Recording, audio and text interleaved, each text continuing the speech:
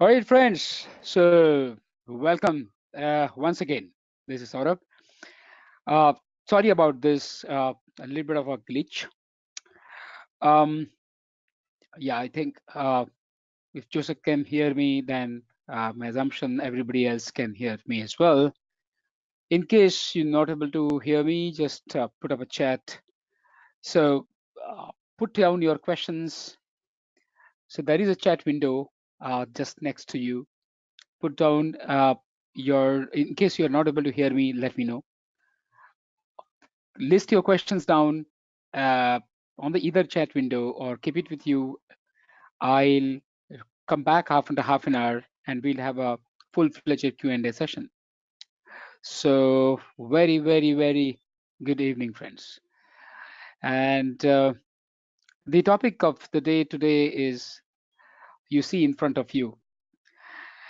If I have to ask you, if this is you, right?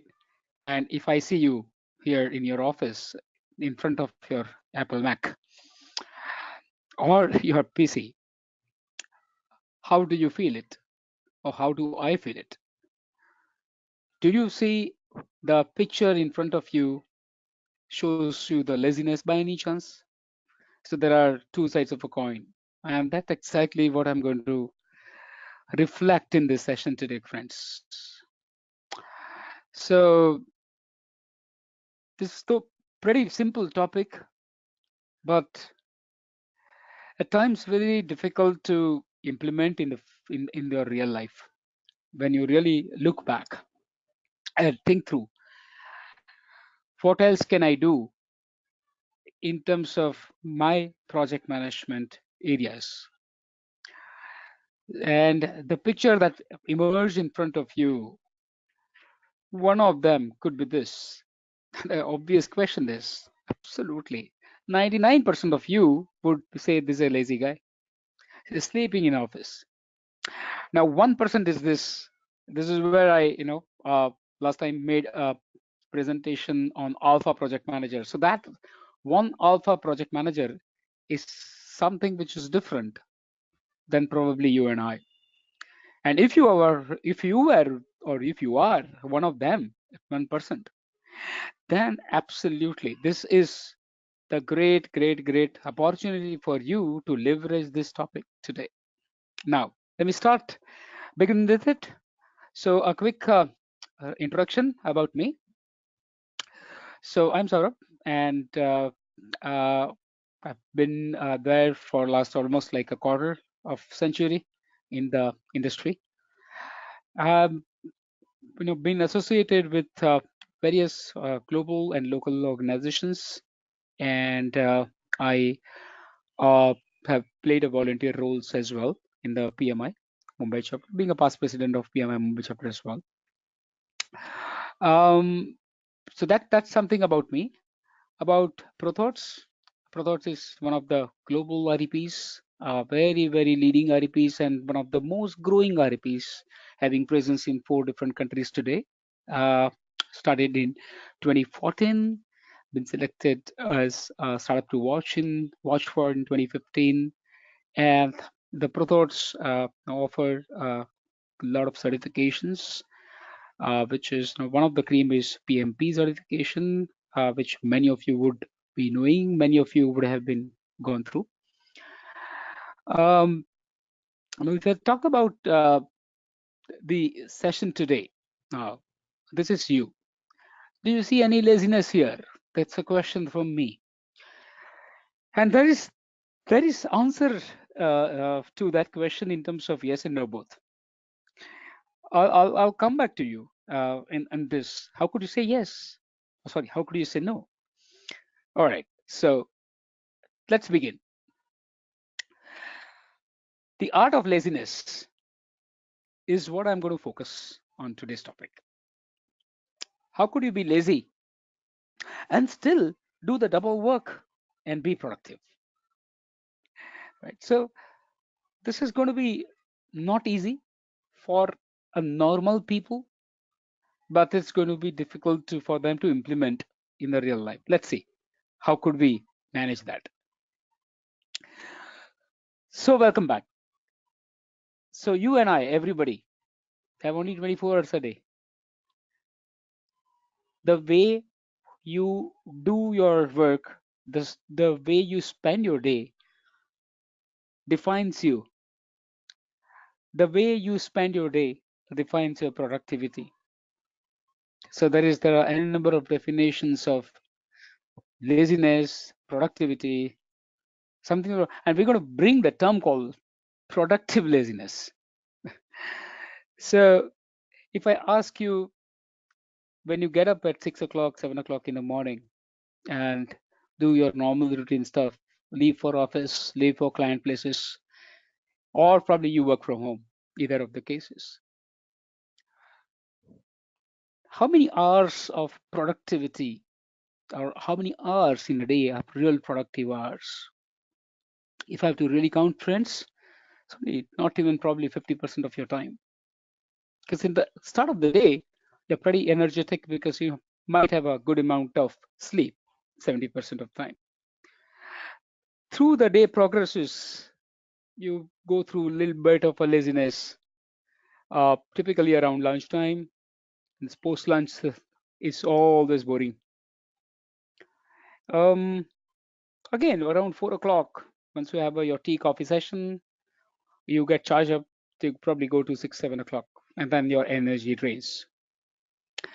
So to a couple of hours in the morning, maybe 3 hours in the morning, a couple of hours in the evening, the 4 to 5 hours max is your productive time.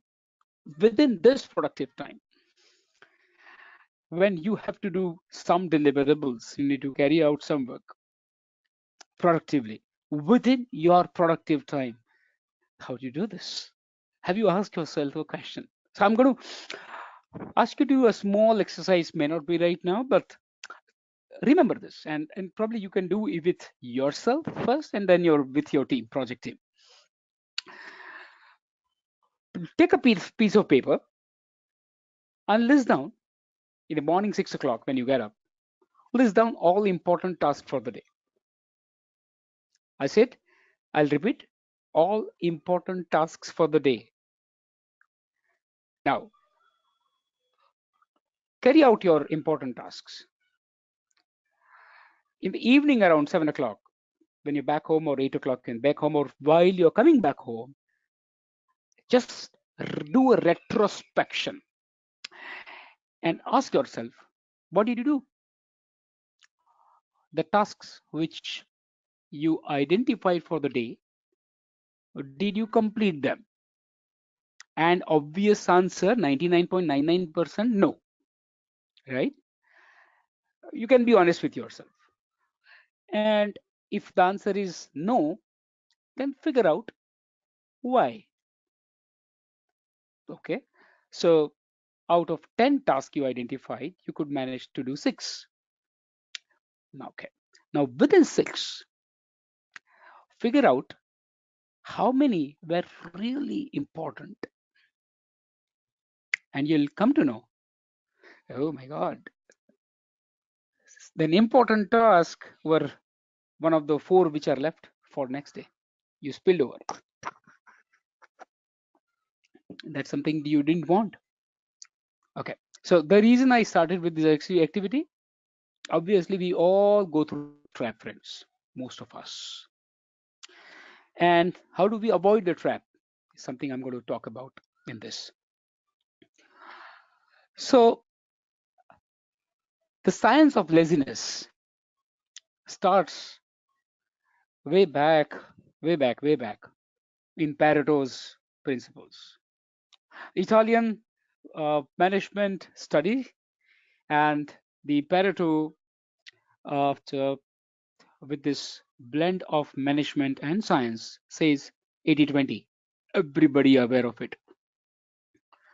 So we could say that 20% of the clients generate 80% of the revenue. 20% of the people generate 80% of the results. 20% of the people in the country generate 80% of the wealth.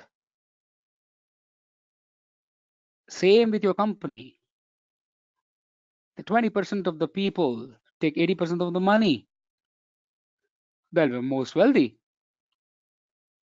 This applies everywhere on an average. Could be 30-70 at times, could be 10-90 at times, depending on the country, geography, etc. So what does it teach us?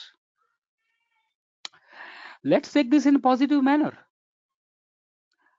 which means your 80% of the success is lying in the most 20% of the tasks, most important ones. So I think we as a project managers and the folks who run the projects, the lesson number one, we need to, one, identify the important task from the list of all the tasks, and within those important tasks we need to identify top 20%, which can make 80% of the impact on your deliverables. I'm getting so passionate about it because that's what happens with us. Everybody have a 24 hours, coming back to that same syndrome of 24 hours. Everybody has only 24 hours. Even Narendra Modi, Prime Minister of India, 24 hours only. So what's the difference between you, I, and Mr. Modi? All are human beings. Okay, he has a power. So you do. So do you as a PM. Or you could just get your power. It's 24 hours. Yeah. Here are the ways to work. Probably one of the differences is get at 4 o'clock in the morning or 4:30 in the morning and do a lot of things. Probably that we don't do.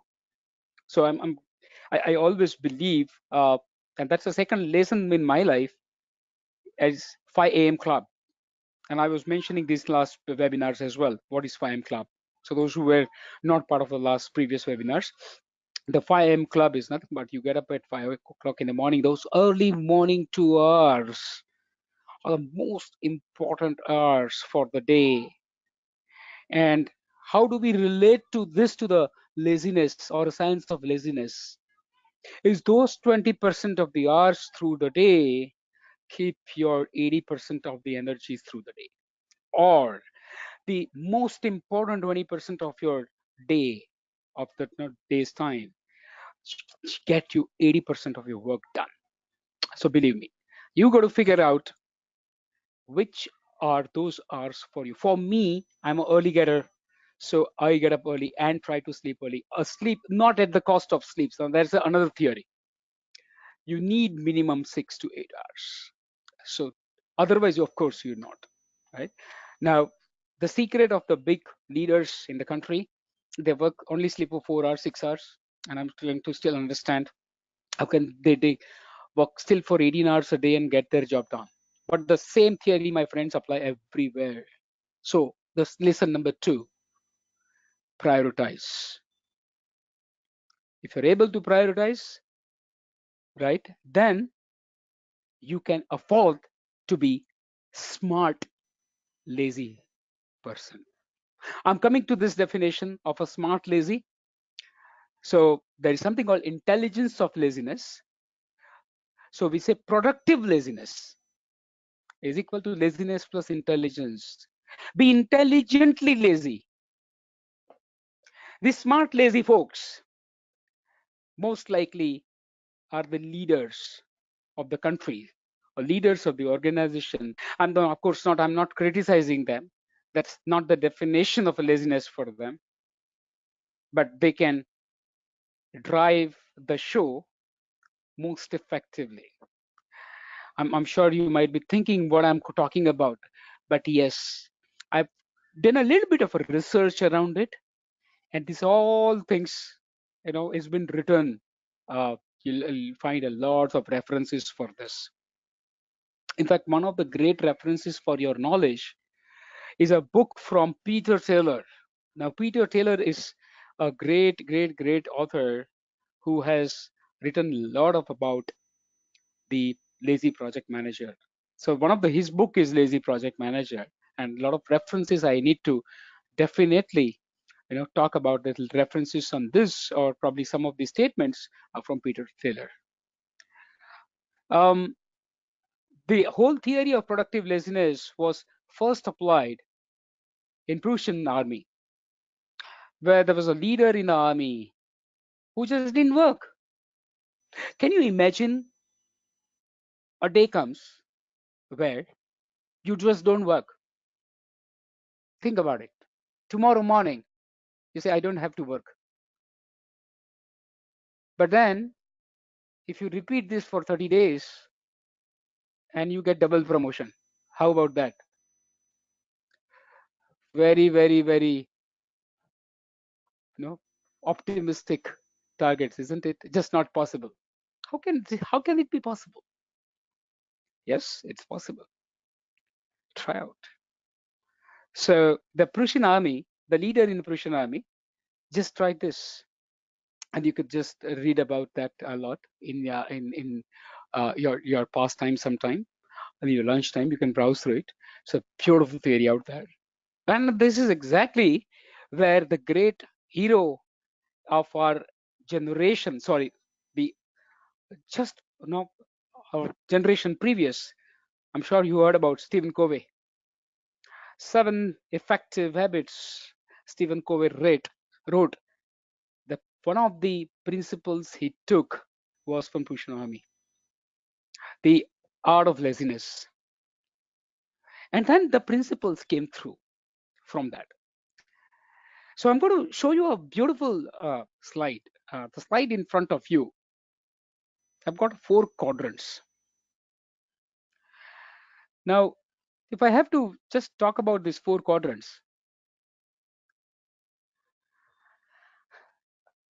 let's talk about left one first.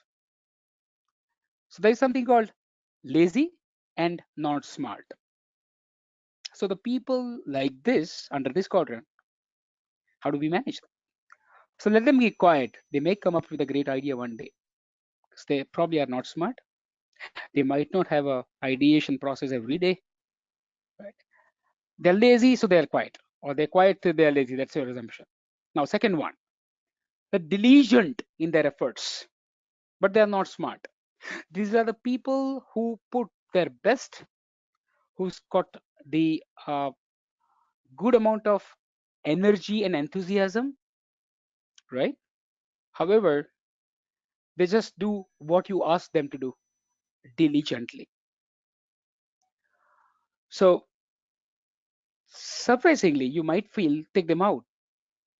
They tend to keep the organization busy with silly stuff, because they might be doing the same thing again and again and again and again and expecting the same result. That's not the case. So go to the third quadrant, where you find the people who are diligent and smart both. Now, these are the people who are hardworking and smart working both. Few people in our country would be, right? They make sure all the detailed because they are diligent and they're smart. So they would probably try and do most of the work diligently, smartly within that period of time. So deploy them. And the last one, when you have spent about 25 to 30 years in the companies, this is exactly what I'm coming to the lazy definition, moving from diligent to lazy and not smart to smart. These are the people who are leading the companies and leading the countries, friends. They will just get the work done. So ultimately, we come back to the same principle of management and leadership. But that's the fact. These are the variables. So from diligent to lazy, that migration, it's not easy. You got to be smartly lazy. You got to be smartly lazy. I'm sure this get registered in your mind, because when I was doing the research on this particular aspect, and I thought, how can I be smartly lazy? How can I just sit on the top of it and do nothing? But yes, you really need to be on top of it. So if You're thinking that, of course, you're not at the top of your organization, so can't I be a smart lazy, folks? No, you can still be. And I'll probably show you in the next couple of slides. Just going to quickly move on. So how to do that? So there's a small proverb. Whenever you find a hard job to be done, if you have a team, one of the team colleague who's a pretty lazy person, assign to him. This is the first way. And lesson number 3, delegate, delegate, delegate. But not just delegate, effectively delegate, efficiently delegate. So if you do this, I'm sure somebody will definitely find out a way to do it. Easy way. Nobody want to do a hard job hard way, right? So this is one of the things to get smart lazy. What do you think about this slide? So this is another terminology of laziness. So we talk about selfish indulgence. The picture in the left hand side of yours, right? Just talk about, he's a guy who's pretty lazy. Look at that. He's everything in hands, in the remote, etc. And he's still eating.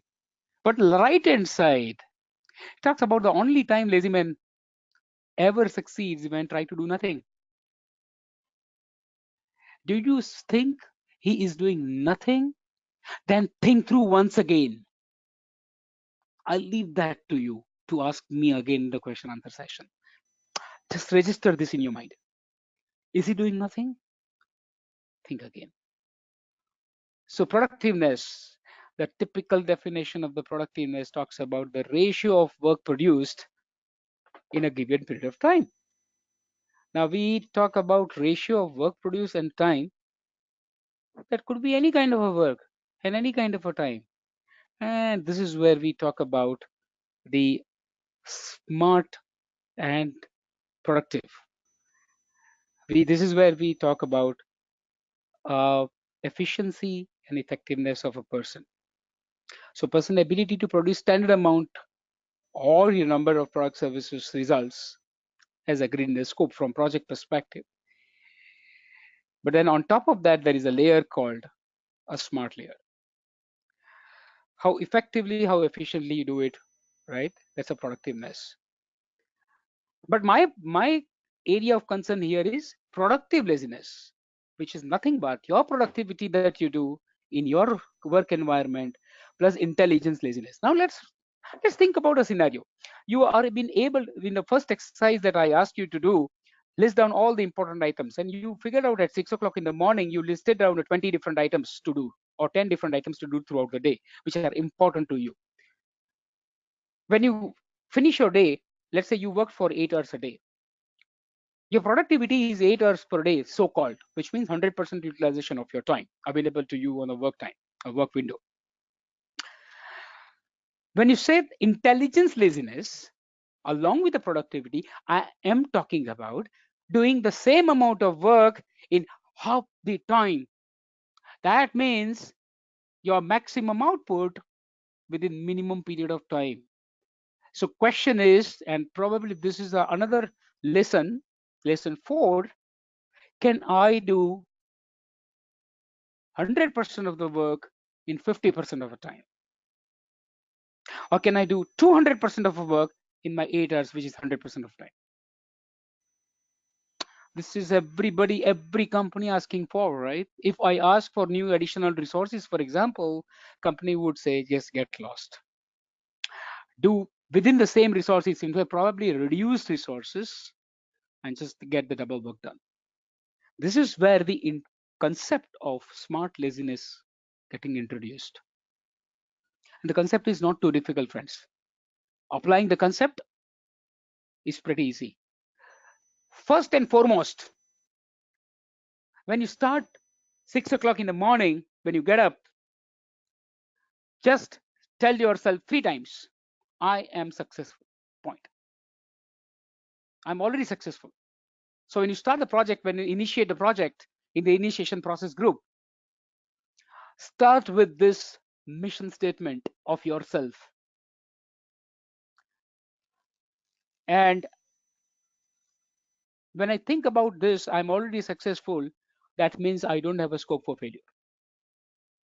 Does that mean failures are bad? Of course not. We learn a lot from failures. Failures are good to have. But when you start with the positive aspect, even if you fail, you are positively failing, not negatively. And there is a difference between the two, positively failing and negatively failing. And I'm not joking, because this is what I've faced in my life as well. Positively failing would creep the confidence in you. Negatively failing would keep you concerned always. Positively failing can get you how best I can improve on a continuous improvement cycle. Negatively failing will always make you disappointed and further lazy. Get the upper hand, which means get planned well. Plan your day ahead in advance. In your project, for example, be prepared and know the facts in advance if possible. Do the research on your project. If it's a new topic, for example, you're going to embark upon a new pharma drug product creation, or you're going to develop a new software, ensure that you have as much as knowledge possible from the sponsor of the project. It could be internal sponsor, could be external sponsor. Know your sponsor very well. I'm talking about sponsor and stakeholders. Know your sponsor well and know your stakeholders well, at least the high level stakeholders which I mentioned in project charter. Anticipate everything that you can. That means risk management. And whatever could happen potentially, right? Think about it, just like a chess player. Moves. What kind of a moves ahead in the game? Not one game, or not one move, 4 or 5 moves ahead of time. Think about Gary Kasparov, right? Or let's think about Anand Vishwanathan. Absolutely, this is what they do, and try to beat the IBM Blue, right? Know the game well, but before that, you need to know the end of that particular game. That means you need to have your objectives in place before even you start the journey on your objectives. And then once you've done that, now sit back, relax, enjoy your life. So simple to say, right? And I'm sure many of you were cursing me, but believe me, friends, this works. Not all the time. I'm not too theoretical and ideal, but it work in situations which are within your control. How do you handle the situation which is outside your control? And for that, I'm just going to last probably 5 or 8 minutes. I'm going to figure out a new concept for you, and that concept is called circle of influence. I'm sure you heard about this. Circle of influence have got 3 tiny circles. The first one is something called circle of focus. Now this is where those 2 most important tasks of the 10 of the day comes. Circle of influence is a middle circle which says, who all do I influence? Who all my project influences? Which all stakeholders do I influence the most? That means this particular middle circle, the aspects within the middle circle are within your control. And these aspects which are within your control, you need to definitely leverage those. And then what you do is you have another outer layer which most likely will be bigger than your middle and inner layer. and that's called circle of concern. These are the areas which concern you the most. These are the areas which potentially could be out of your control or could be a dangerous situation. So your circle of influence, okay, and circle of concern defines your productivity and your smartness.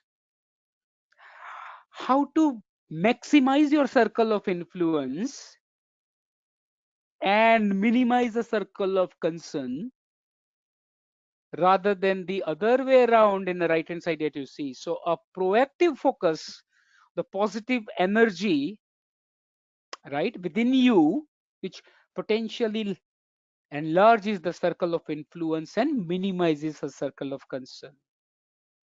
That means identify those influential areas which are under your control,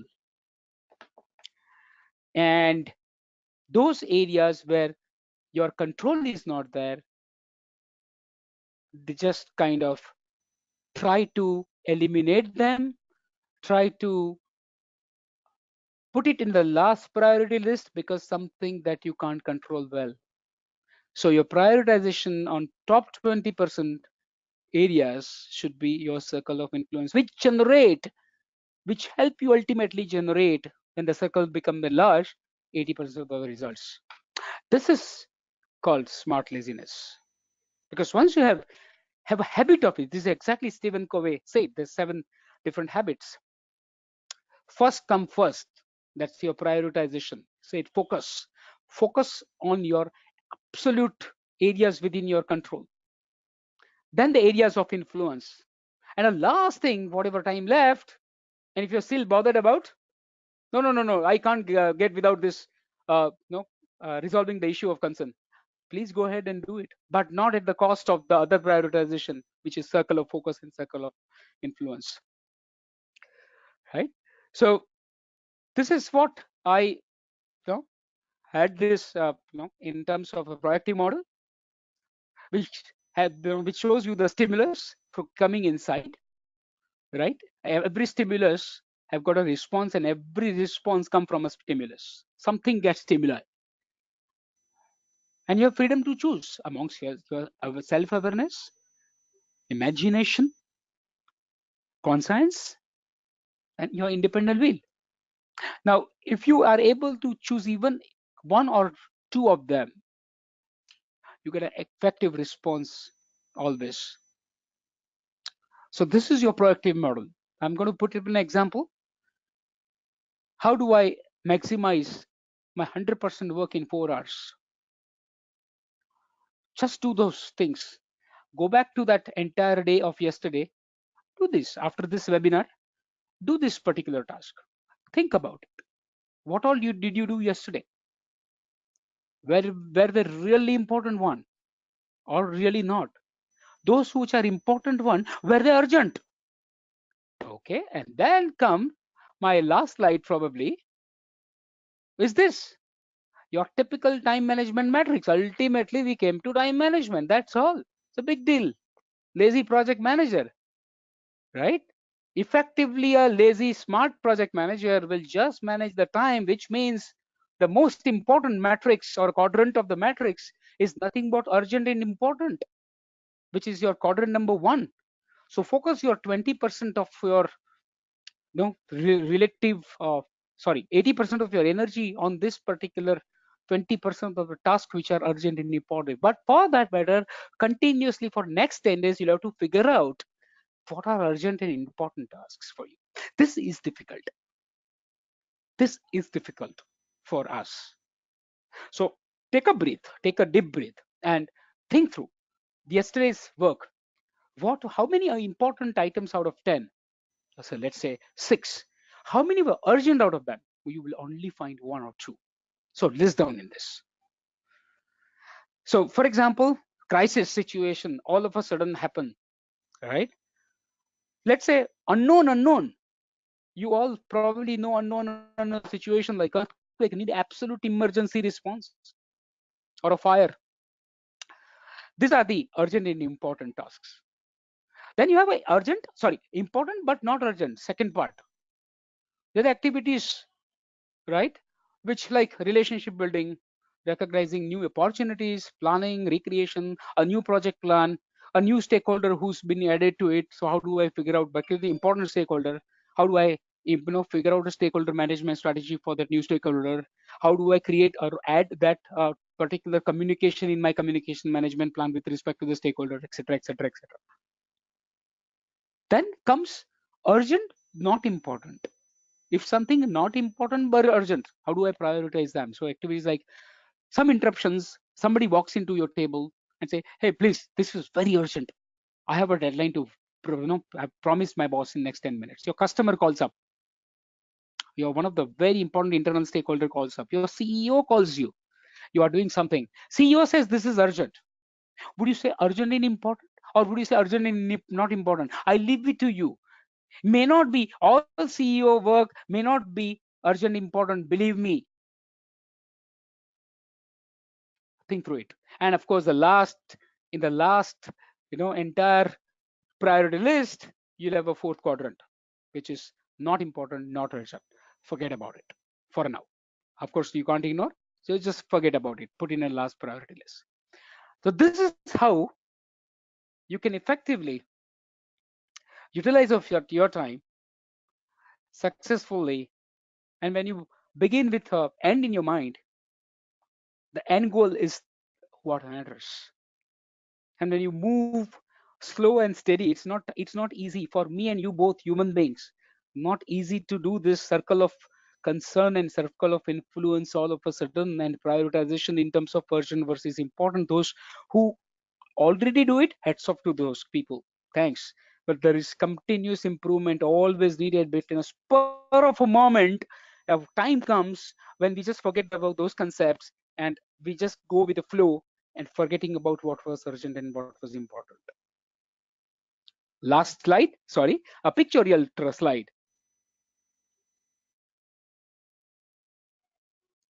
I let you see this slide for 30 seconds.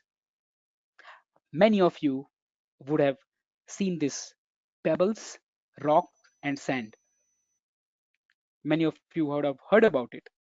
This is where I will end up with. In a nutshell, it says,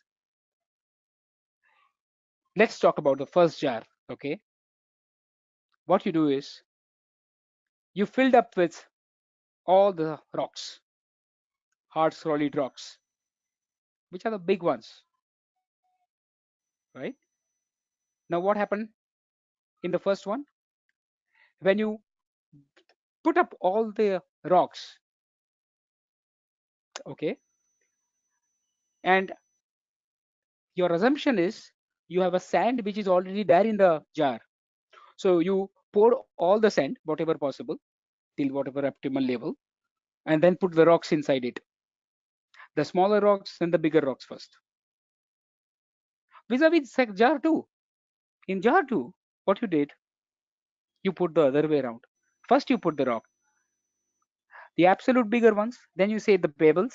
So you put the pebbles in the smaller rocks, further smaller rocks if you have. And the last, whatever is the space remained, sand get adjusted. The quantity of your rocks, pebbles, and sand is the same in both the jar, friends. The only difference is in the first jar, it's all overfilled because you filled it with those sand first. So your sand is non-important activity, which is not urgent. The most important and urgent activities are your real rocks. So you fill them first, and of course your 80% jar gets full. You still have 20% left for those other pebbles, which are smaller rocks, to fill in. They will find themselves a space. And the last, if at all space remain, sand will get adjusted. This is a classic example, in fact, of how you should prioritize your task. So the first one, obviously the most urgent and important. Then, of course, you have something called important, non-urgent. Then urgent but non-important. And of course, the last one, non-important, non-urgent. So I guess that's it, friends. I took great amount of time of yours today. I'll leave this 10 minutes for you for question and answer sessions. So what I'm going to do is I'm going to go back to all of you, and I'll unmute all of you. Sorry, you have to raise your hand. If you have a question, I'll unmute. I can only unmute one by one. So Aditi, Bhaskar, Chintan, Durga, Hitesh, Jagmohan, Rajesh, Sami, Sunil, Swapnil, Tanmay, and probably many more. So you could see the names. Let me know if you have a question. Please raise your hand, or there is a chat option as well where you could chat me. Chat on that option.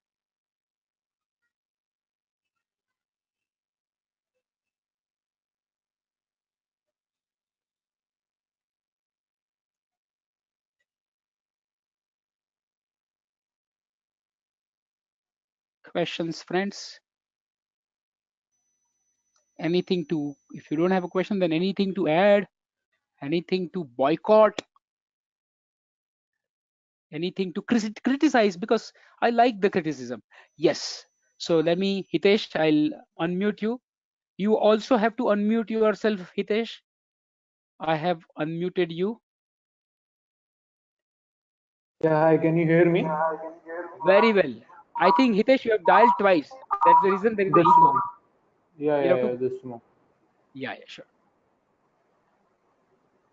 I was just asking about the book that you mentioned in the beginning regarding some Persian book, I think. I don't remember my voice. The voice was not clear. Okay. The name So of what the was book, that yeah, the name of the book is called The Lazy Project Manager by Peter Taylor. by Peter Taylor? Okay. Absolutely. It's by Peter Taylor. Beautiful book. Uh, Go ahead and purchase if you can. And Peter Definitely. Taylor has wrote many books like this, in fact, Okay. and all related to the productivity. You know what? To be honest, Hitesh, uh, many of the principles which we think that could Mm-hmm. be applied may not be applicable, right? Let's be realistic. May not be applicable to everything situation. But yeah, I Exactly. mean, there is no harm. There is no harm in, at least going through some of the principles and trying out. What's the worst case Exactly. scenario? What will happen? And it may not work. That's okay. Big deal. If it don't work, don't work. Yes. Great. So let me Thank unmute Kunjal. Kunjal, give me a moment. You'll have to unmute yourself as well. Kunjal, yes. Go ahead, Kunjal. Hi, can you hear me? I can. Okay, great. Hi, Saurabh. This is Kunjal here. Uh, my question is the four quadrants that you showed. Okay, Uh-huh. how would you deal with a situation where the project manager falls into probably first or second quadrant, and the rest of the team would fall into uh, maybe the fourth and the third quadrant? So, how would you deal with that kind of a Very nice. project manager who does Excellent. not understand the requirements, no matter Mhm. how hard you try to convince that these are the priority tasks that you should be completing first. For example, project charter being approved before you start any other activity. Because sometimes it happens that the project has started, but the project charter is not approved. So these happen in the real life scenarios. It does not happen in the theory, world, but it does happen in the real life scenario where the project charter is not approved. The project team has started working, and then they rework on the same things because the scope has changed. So how would you deal with that kind of project manager who is following in the first and second? You are not able to explain them, who does not understand the requirement, does not understand the priority task. Thanks. So you are saying the project manager into the first and second quadrant, and your team is in third and fourth quadrant, correct? Okay. Now, the first thing before even a project charter is Not, out. not this quadrant I'm talking about. I'm talking about the lazy, not smart, diligent, smart quadrant. Okay. Not Yeah, let me go back. No problem. yeah.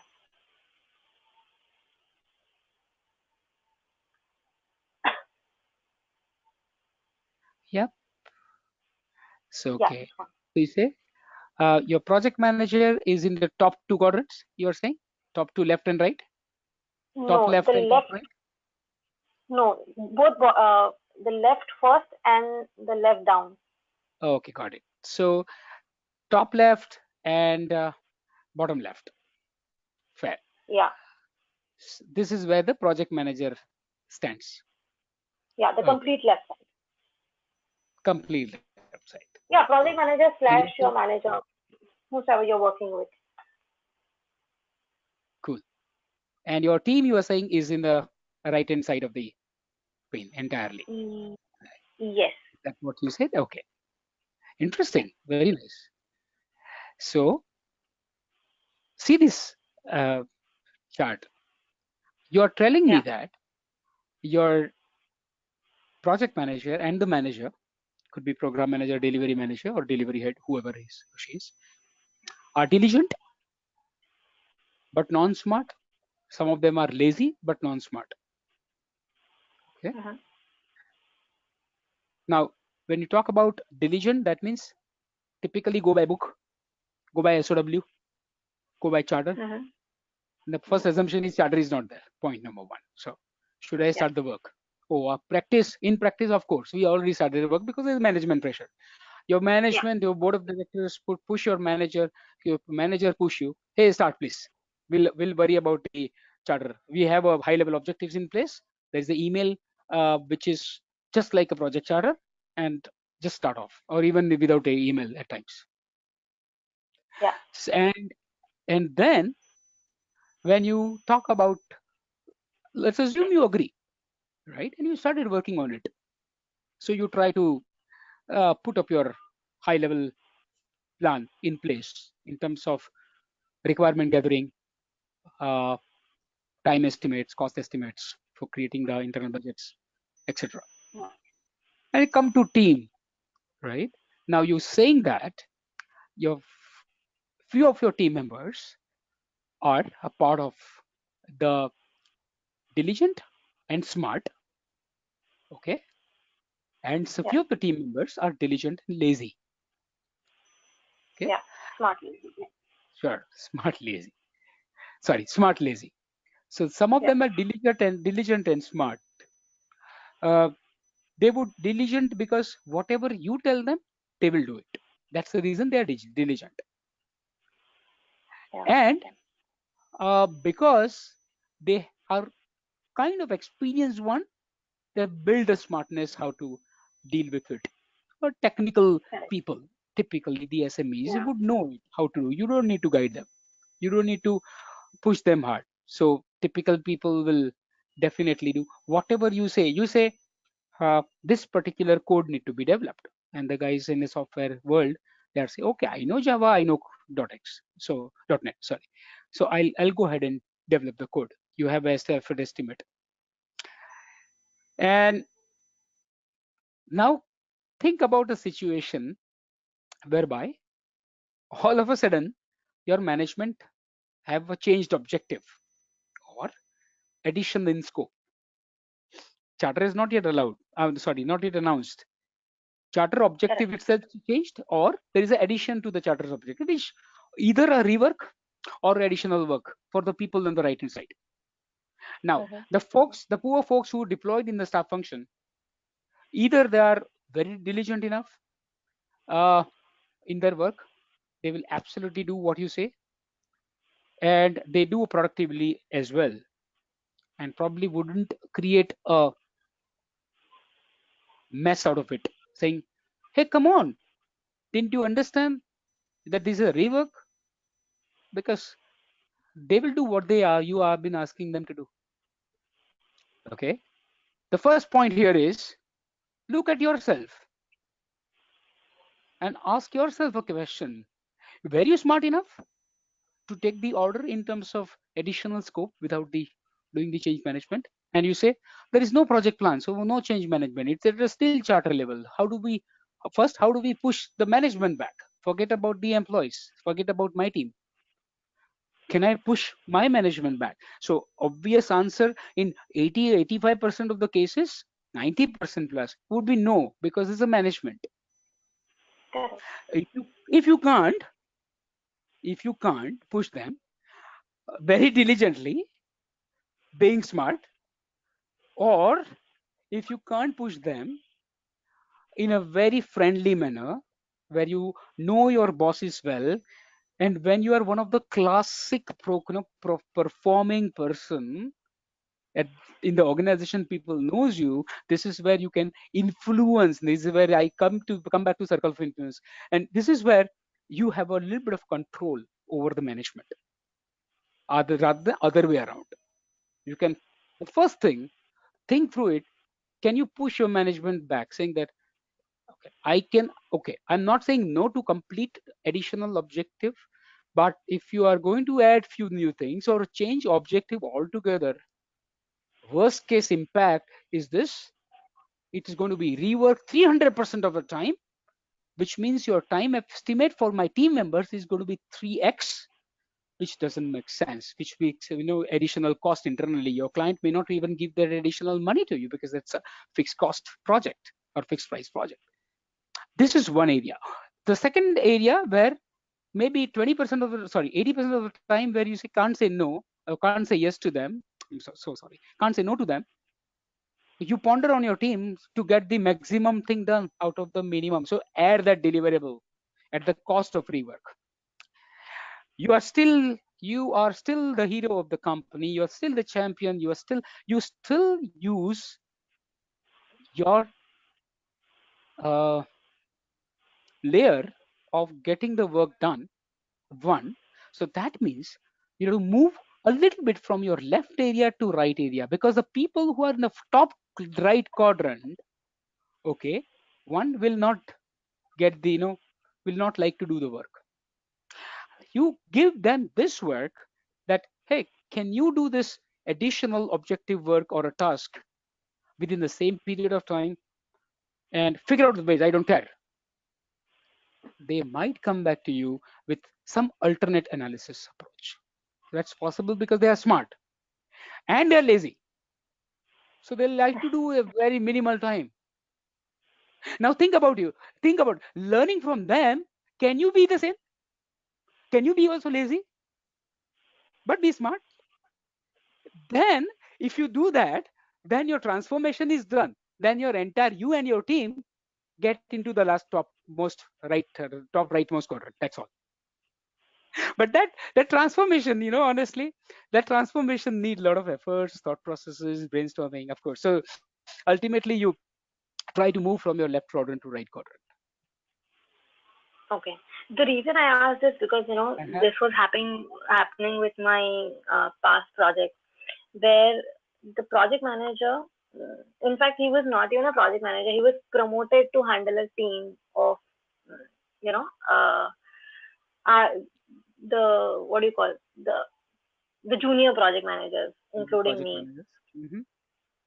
So he Okay. then became a project manager. So he came from a non-project management background to a project manager because he got promoted. I see. And Okay. he never questioned back the management team regarding whatever questions we had, to plan better Mm. or to move the project better. There was no project charter, and Okay. as I said, he was probably the extreme of non-smart and lazy, where he would Uh-huh. not give us any idea, not do anything to get approvals, not understand whatever the management has written email. Every single email, would be gone, would be Mm. reviewed by us, first, but we are not involved in any other conversations. So, as you said, Interesting. for him, moving from that quadrant to this side was next to impossible, or, he was not willing to do that. So, we had to struggle a lot, and, keep updating the, reworking on the same thing. So Got it. we had a challenge there. I So which think is you why, know what, Kunjal? This is the situation which happened a lot of people, amongst a lot of us, including me myself. So, um, you know, in my career, this the kind of things keep happening kept happening in the past, unless you're intelligently become lazy enough to one either push back. That means you get into your influential zone and you have those concern areas converted to your control areas, which you control. May not be all, but some of the control area you can always, and believe me, the informal relationship just can't, yeah, that's nobody can beat. Nobody can beat. Not even your diligent folks. Not at all. If you Kunjal is very diligent, but probably not smart. Smart comes from those informal, diligent comes from the formality. But when you yeah, agree. mix both in a situation and you manage, I think this is where we say project manager management itself is the art, right? Which manages the science of the management. Yeah, You need to, agree. at the outer layer, you need to have those skills. Anyway, I speak I spoke so much, guys. My friends, I think we are all 9 o'clock. I'm sure you might be hungry a lot, but is there any other question? Probably we can take one more. I'm all open after this also, uh, to answer your questions.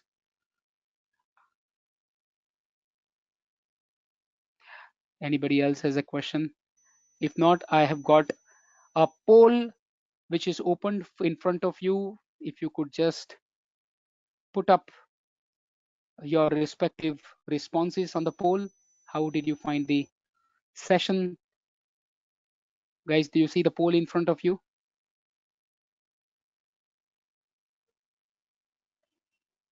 Okay, guys, so thank you very much. We bring to the end, unless anybody else is still having a question at the cost of time. I don't see any more hand. I'm sure people are hungry for a dinner. I'm so sorry, took 10 minutes extra. Thank you very much, and have a nice evening ahead, everybody.